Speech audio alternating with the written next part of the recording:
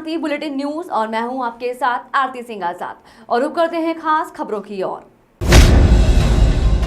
आज देहात क्षेत्र भ्रमण से वापस लौटते समय एसएसपी हरिद्वार श्री अजय सिंह के सामने से आ रही स्कूल बस में अचानक चढ़ गए, जहां बच्चों के साथ खुशनुमा पल बिताते हुए उनको चिल्ड्रंस डे की शुभकामनाएं दी।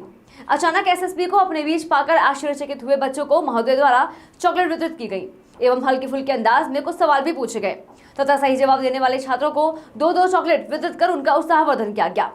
चहल पहल के इस माहौल में बच्चों को भविष्य के सपनों को साकार करने हेतु जरूरी टिप्स दिए गए। श्री अजय सिंह द्वारा पूर्व में भी बतौर एसपीसीडी देहरादून रहते हुए चिल्ड्रंस डे पर ऐसे ही अचानक बच्चों से मुलाकात कर उनकी हौसला अफजाई की गई थी। हरिद्वार में हर की पौड़ी से कांग्रेस की भारत जोड़ो यात्रा का आगाज देश के पहले प्रधानमंत्री पंडित जवाहरलाल नेहरू के जन्मदिन से हो गया है। कांग्रेस प्रदेश अध्यक्ष करण महारा समेत बड़ी संख्या में कांग्रेसियों ने हर की पौड़ी पर गंगा पूजन करके इस यात्रा का आगाज किया है। यह यात्रा सभी विधानसभाओं में जाकर लोगों को केंद्र और राज्य सरकार की नाकामियों को गिनाएगी। हरिद्वार पहुंचे कांग्रेस प्रदेश अध्यक्ष ने करण महारा ने कहा कि महंगाई, भ्रष्टाचार और अपराधों ने देश के आम आदमी की कमर तोड़ दी है। ऐसे में कांग्रेस अब चुप नहीं बैठने वाली और भाजपा को जवाब देना ही होगा। उन्होंने कहा कि राज्य के पूर्व सीएम तीरथ सिंह रावत भी अपनी सरकार पर निशाना साध रहे हैं, लिहाजा सरकार की नाकामियों का अंदाजा लगाया जा सकता है। पहला चरण हमारा बद्रीनाथ से हुआ था, माणा गांव से, और हरिद्वार से मां गंगा का आशीर्वाद लेके आज हम लोग दोबारा इसको यात्रा को यहाँ से कर रहे हैं। और ये पूरा 6 दिन का पखवाड़ा पूरे प्रदेश में मनाया जा रहा है। हमारे आदरणीय नेता राहुल गांधी जी पदयात्रा कर रहे हैं पूरे भारत में, और उसी के तर्ज पर उत्तराखंड भी अपनी अलग अलग यात्राएं निकाल रहे हैं। और हमने तय किया है कि 14 से 19 तारीख तक, इंदिरा जी के जन्मदिन तक, हर जिले में पूरे प्रदेश में इस तरीके के कार्यक्रम चले। हमारा मुद्दा है गिरती हुई अर्थव्यवस्था। जो डॉलर 60 रुपये का कांग्रेस छोड़ के गई थी, 83 रुपये का हो चुका है। लोगों की जेब कब कट रही पता ही नहीं चल रहा है। वोटों के ध्रुवीकरण के चक्कर में बीजेपी ने जिस तरीके से आपसी सौहार्द खराब किया है, लोगों की गंगा जमनी तहजीब को जो हमारे देश की थी उसको ख़त्म करने का काम किया, उसको दोबारा जोड़ने का प्रयास हम लोग कर रहे हैं। साथ में जो बेरोजगारों की लड़ाई उसको लड़े। उत्तराखंड के परिप्रेक्ष्य में और ज़्यादा जिम्मेदारी हमारी हो जाती है। जिस तरीके से SSC घोटाला हुआ है, जिस तरीके से विधानसभा में नैतिकता को ताक में रख के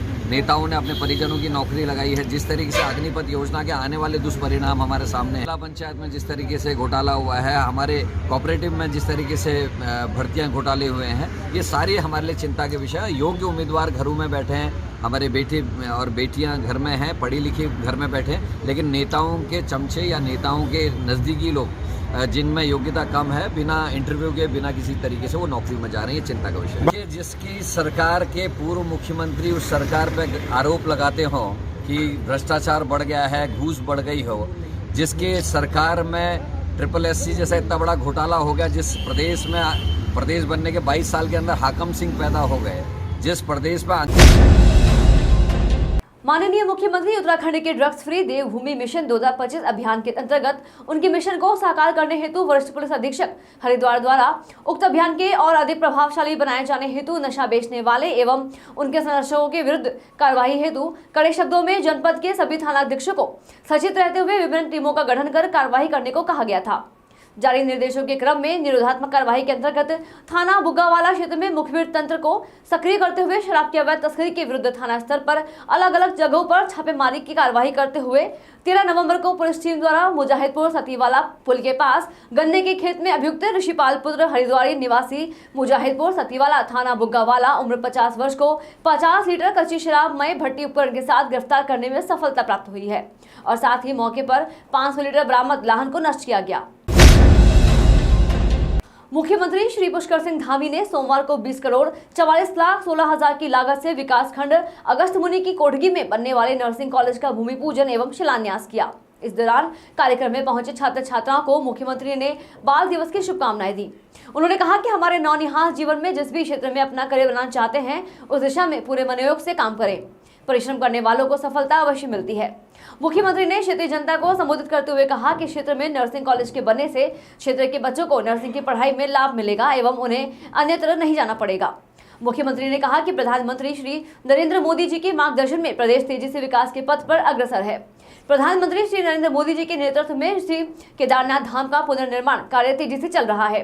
केदारनाथ यात्रा को और सुगम बनाने के लिए प्रधानमंत्री जी ने रोपवे परियोजना की सौगात दी है। जल्द ही इस पर कार्य शुरू किया जाएगा।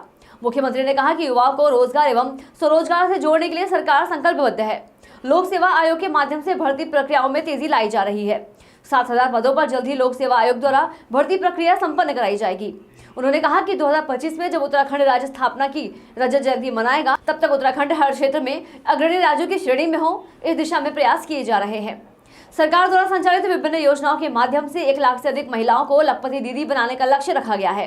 उन्होंने कहा है कि बागवानी के क्षेत्र में भी 1000 नए बगीचे तैयार किए जाएंगे। मुख्यमंत्री ने कहा कि विकासखंड अगस्त्यमुनि के धारकोट में मिनी स्टेडियम बनाए जाने के लिए एक मुश्त धनराशि दी जाएगी।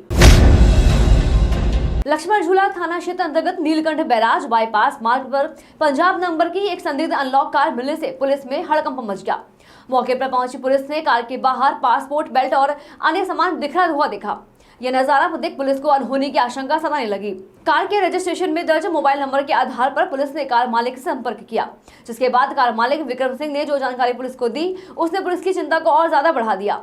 विक्रम कुमार ने बताया कि उनका 19 वर्षीय बेटा विनय 11 नवंबर को जालंधर से अमृतसर के लिए निकला था, जो अभी तक वापस घर नहीं लौटा है। इंस्पेक्टर विनोद गुसाई ने बताया कि पुलिस ने विनोद को परमार्थ आश्रम के पीछे से सकुशल बरामद कर लिया है। पूछताछ में विनय ने पुलिस को बताया कि वो भगवान की भक्ति के चलते लक्ष्मण झूला क्षेत्र परिजनों को बिना बताए पहुंच गया। पुलिस ने विनय को परिजनों के हवाले कर दिया है। परिजनों ने बेटे के मिलने पर पौड़ी पुलिस का आभार व्यक्त किया है। वहीं एसएसपी श्वेता चौबे ने मामले का खुलासा जल्द करने पर पुलिस टीम की पीठ थपथपाई है।